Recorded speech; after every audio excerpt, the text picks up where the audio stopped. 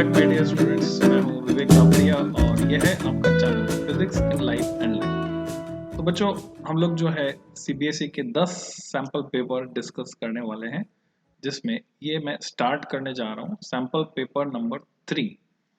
तो वीडियो के इस पार्ट में मैं डिस्कस करूंगा 1 mark question from sample paper 3।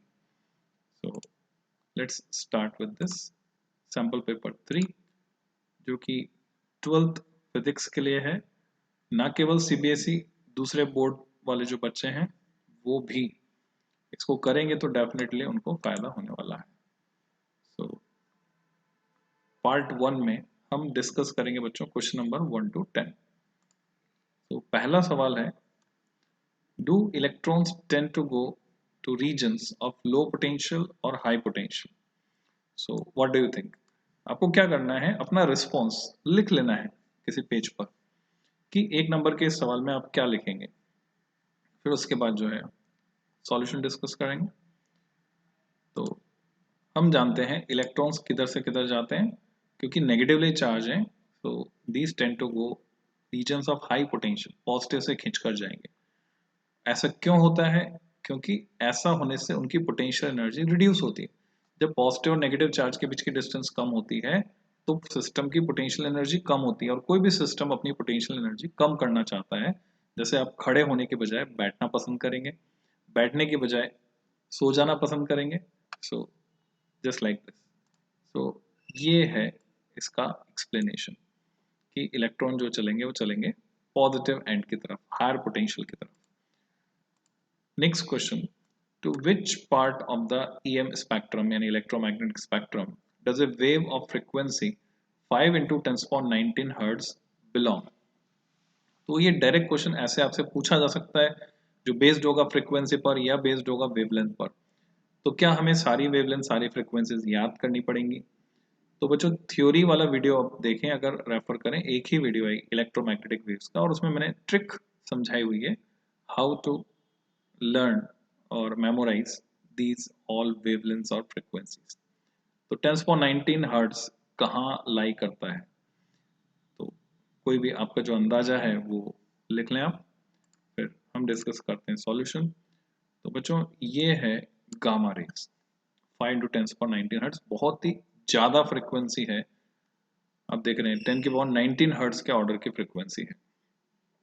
So this part belongs to gamma raise.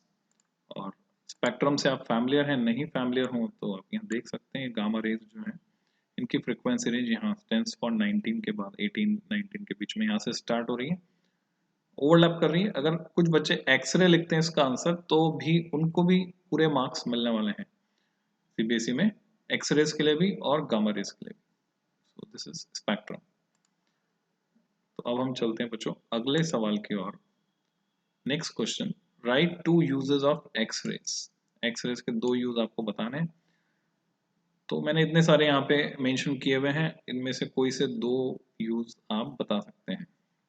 एक तो सब जानते ही हैं, किसी ने दांत का एक्सरे निकलवाया होगा, किसी ने हड्डी का एक्सरे निकलते हुए देखा होगा, वगैरह वगैरह। तो मेडिकल एग्जामिनेशन हम क्या देते हैं उसको, मेडिकल एग्जामिनेशन के लिए एक्सरे काम आता है।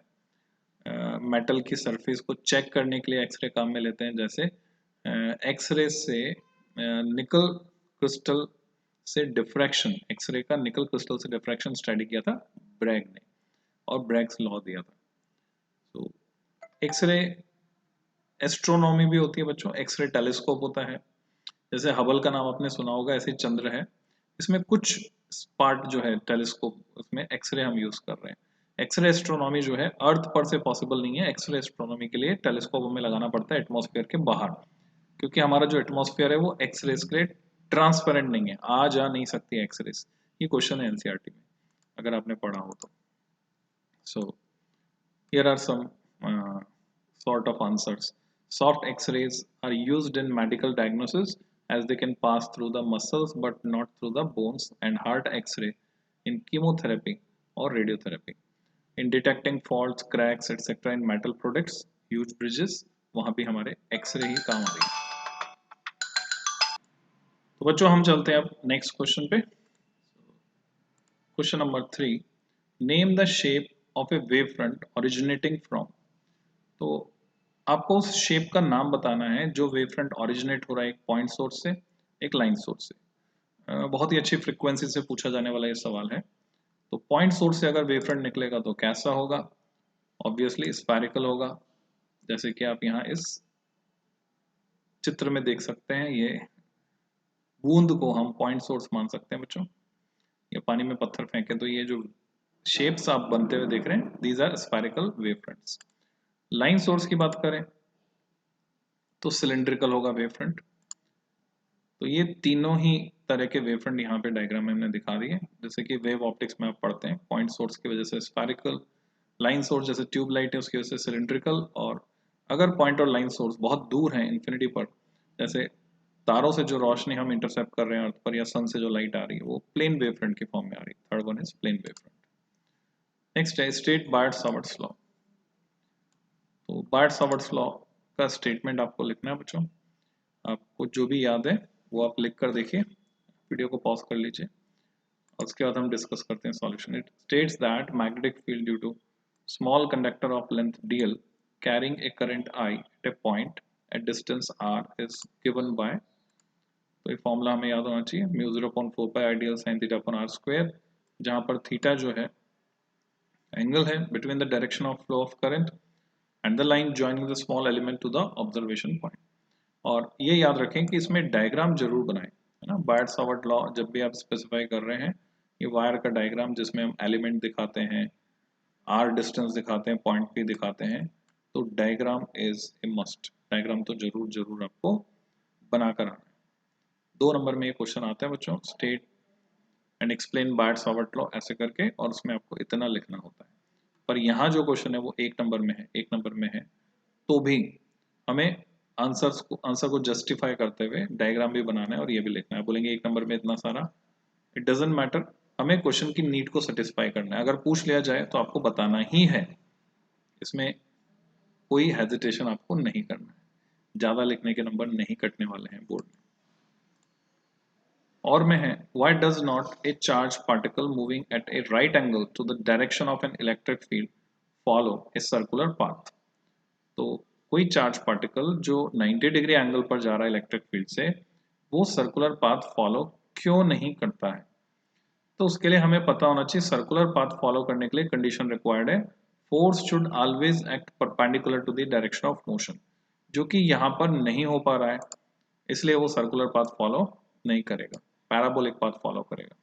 Charged particle moving at right angle to the direction of the electric field experiences force in the plane of the electric field. Force acts at right angle to its path only at the instant the charged particle enters the electric field, and with the passage of time it no longer remains at right angle to the path. Since the force on the charged particle does not remain always perpendicular to the path, it does not move along a circular path. तो in general parabolic हो जाता है path, क्योंकि एक constant magnitude का force हमेशा एक fixed direction में काम करता है, जो कि पैराबोलिक मोशन की कंडीशन है, रिक्वायर्ड कंडीशन है। तो ऐसा हम कह सकते हैं। और ये अगर कुछ एंगल पर जाएगा तो पाथ जो है हेलिकल हो जाएगा बच्चों। अगर चार्ज पार्टिकल कुछ एंगल पर एंटर कर रहा है तो पाथ हेलिकल हो जाएगा। On what factors does the angular dispersion of A prism depend? तो ये हमें बताना है। तो डायरेक्टली देखा जाए तो एंगुलर डिस्पर्शन डायरेक्टली सिलेबस में नहीं है, बावजूद उसके इनडायरेक्टली आपसे ये पूछा जा सकता है और इसका आपको एक रफ आइडिया होना चाहिए कि एंगुलर डिस्पर्शन कौन कौन से फैक्टर्स पे डिपेंड करता है किसी प्रिज्म के लिए। तो ये डिपेंड करता है angle of prism and the refractive indices of the material of prism for the two colours for which dispersive power to be measured. तो बच्चों ये फैक्टर हुए angle of prism, refractive indices prism के material का और उन दो colour के लिए जिनके लिए डिस्पर्सिव पावर हमें नापनी है, क्योंकि लैम्डा पर भी डिपेंड करेगा ये एंगुलर डिस्पर्शन। तो अलग अलग कलर के लिए एंगुलर डिस्पर्शन अलग अलग होगा। हम जानते हैं कि सबसे ज्यादा जो बैंड होता है वो होता है नीला या वॉयलेट, बोले हम ब्लू की जगह वॉयलेट बोले, वॉयलेट कलर सबसे ज्यादा बैंड होता है क्योंकि उसी का रिफ्रैक्टिव इंडेक्स सबसे ज्यादा है, और रेड की जो बैंडिंग है वो सबसे कम होती है। तो एंगुलर डिस्पर्शन उस पॉइंट ऑफ व्यू से हम समझ सकते हैं। तो उसका जो कोरस्पॉन्डिंग डायग्राम है उससे आप फैमिलियर होंगे, dispersion of light through a glass prism. तो अगर ये आपके दिमाग में है यानी ये इमेज स्टोर्ड है माइंड में, तो ऊपर रेड आएगा नीचे, यानी विबग्योर का रिवर्स ऑर्डर में। इस फोटोन ए वेव और ए पार्टिकल? Question number 6। तो फोटोन कोई वेव है, तरंग है या कण है? तो वैसे तो हम जानते हैं कि फोटोन जो है एक पार्टिकल है, पर डी ब्रोगली की थ्योरी के हिसाब से वेव नेचर भी शो करता है और हर वेव पार्टिकल नेचर भी शो करती है। तो वेव पार्टिकल ड्यूअलिटी को ध्यान में रखते हुए हमें जवाब देना है। तो आप जो भी आपके दिमाग में आ रहा है वो जवाब लिख लें और उसके बाद हम सॉल्यूशन डिस्कस करते हैं बच्चों। Photon is a particle, it possesses wave nature also. तो ये है इसका सही जवाब। वैसे पार्टिकल है पर वेव नेचर हम एसोसिएट कर सकते हैं उसके साथ। तो आप देख रहे हैं पार्टिकल नेचर, वेव नेचर, यानी वेव पार्टिकल ड्यूअलिटी, तो उसी से लिंक्ड है फोटोन का behaviour. Question number 7, define mass defect of A nucleus. तो हमें किसी न्यूक्लियस के लिए मास डिफेक्ट को डिफाइन करना है। तो जब कोई न्यूक्लियस फॉर्म होता है तो हमको पता है कि न्यूक्लियॉन्स का टोटल मास न्यूक्लियस के मास से ज्यादा होता है। तो न्यूक्लियॉन्स का टोटल मास न्यूक्लियस के मास से ज्यादा होता है, यानी जो ज्यादा वाला है मतलब एक्स्ट्रा जो है मास, वो उसी को हम बोलते हैं, जो डिफरेंस आ गया मास में, मास डिफेक्ट कहते हैं। तो अब उसको आपको लैंग्वेज में लिखना है, आप लैंग्वेज में अपने शब्दों में लिखकर देखिए उसको। उसी के कोरस्पॉन्डिंग जो एनर्जी होती है उसको हम बाइंडिंग एनर्जी कहते हैं। और फिर सॉल्यूशन यहाँ पर देख सकते हैं। The difference between the sum of the masses of the nucleons constituting a nucleus and the rest mass of the nucleus is known as mass defect। ठीक है, difference between sum of the masses of the nucleons, nucleons सारे nucleons का mass जो कि nucleus बना रहे हैं, and the rest mass of the nucleus is known as mass defect. इससे मिलती जुलती दूसरी लैंग्वेज भी चलेगी। तो न्यूक्लियस है उसमें बाइंडिंग एनर्जी जोड़ दें तो न्यूक्लियॉन्स सेपरेट हो जाएंगे। न्यूक्लियॉन्स का मास ज़्यादा है क्योंकि ये एनर्जी मास में कन्वर्ट हो गई और ये रिवर्सिबल है। अगर इसमें से बाइंडिंग एनर्जी रिलीज हो जाए तो ये न्यूक्लियस फॉर्म हो जाएगा जिसका मास कम होगा। Explain fission and fusion. तो पूरा एक आइडिया आपको होना चाहिए, फिशन क्या है, फ्यूजन क्या है, फिशन में क्या होता है, फ्यूजन में क्या होता है। और अगर आप इनकी रिएक्शन भी याद रख सकते हैं तो बहुत अच्छा है। एक फिशन की रिएक्शन, एक फ्यूजन की रिएक्शन आपको तैयार करनी चाहिए। Fission is the splitting of a heavy nucleus into lighter nuclei. Nucleus का प्लूरल होता है बच्चों, plural nuclei. And fusion is the combining of nuclei to form a bigger and heavier nucleus. तो ये सिंपल सी डेफिनेशन हो गई fission की और फ्यूजन की। डायग्राम में भी हम देख सकते हैं, उसको समझ सकते हैं। यूरेनियम जो है ब्रेक हो रहा है बेरियम और क्रिप्टन में, और यहाँ पर 1s2 1s3 ड्यूटेरियम ट्रिटियम मिलकर बना रहे हैं He2 4, और साथ में एक न्यूट्रॉन निकल रहा है, और एनर्जी की सिचुएशन भी हमें यहाँ दिखाई दे रही है। What do you understand by potential barrier? तो फिजिक्स में तो नाम ही काफी होता है। आंसर आपके सामने, potential difference developed across the junction, PN junction जब बनता है तो हमें पता है कि पी साइड वैसे तो इलेक्ट्रिकली न्यूट्रल होती है, पर पी एन जंक्शन में पी साइड नेगेटिव होती है, क्योंकि वहां पर पी एन जंक्शन जब बनता है तो जंक्शन रीजन में पी साइड से होल्स और एन साइड से इलेक्ट्रॉन्स मिलकर न्यूट्रलाइज हो जाते हैं, जिसकी वजह से अब P side negatively charge, net negative charge उस पर होता है, और एन साइड पर नेट पॉजिटिव चार्ज होता है। तो क्वेश्चन ऐसे भी पूछा जाता है आपसे कि पी एन जंक्शन में पी साइड की पोलैरिटी क्या होती है, तो उल्टा है, नेगेटिव होती है, एन साइड की पोलैरिटी पॉजिटिव होती है, और इसी की वजह से जो पोटेंशियल डिफरेंस सेट हो गया उसे हम पोटेंशियल बैरियर बोलते हैं। Across the junction due to migration of majority carriers is called potential barrier। तो इस डायग्राम में आप देख सकते हैं ये पॉजिटिव और नेगेटिव एक इलेक्ट्रिक फील्ड सेट हो गया, उसके कोरस्पॉन्डिंग जो पोटेंशियल डिफरेंस होगा उसी को हम पोटेंशियल बैरियर कह रहे हैं। बैरियर क्यों कह रहे हैं? क्योंकि फर्दर और जो होल्स पी रीजन से एन रीजन में जाना चाहते थे, या और जो इलेक्ट्रॉन एन रीजन से पी रीजन में जाना चाहते थे, उनको ये नहीं जाने दे रहा है, तो बैरियर की तरह काम कर रहा है। Next question number 9, why soft iron is used in making the core of A transformer? Transformer की कोर अगर आपको बनानी है तो सॉफ्ट आयरन क्यों यूज करना चाहते हैं हम, या क्यों यूज करते हैं?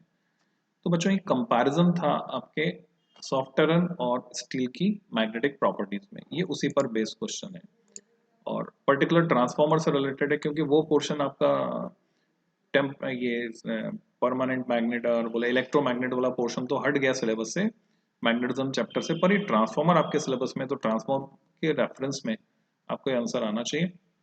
Area of hysteresis loop for soft iron is very small, वो कम है, since energy dissipated during a complete cycle, ये देख रहे ब्लू कर्व, ये सॉफ्ट आयरन का cycle of magnetization and demagnetization is proportional to area of hysteresis loop. A small amount of energy will be wasted when the core of the transformer is made of soft iron.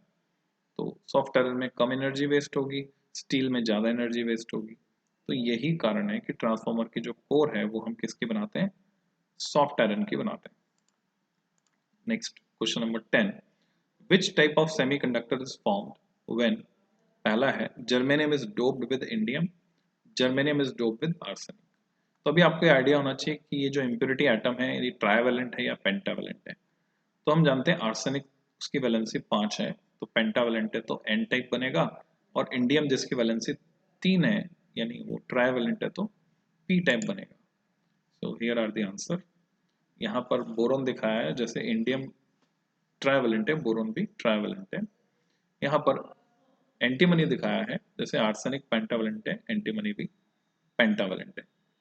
तो बच्चों ये हमने questions किए 10 सवाल, और अगर मैं वापस से आपको लेके चलूं कितने क्वेश्चंस में आपको चॉइस मिली है वो देखें जरा। Question number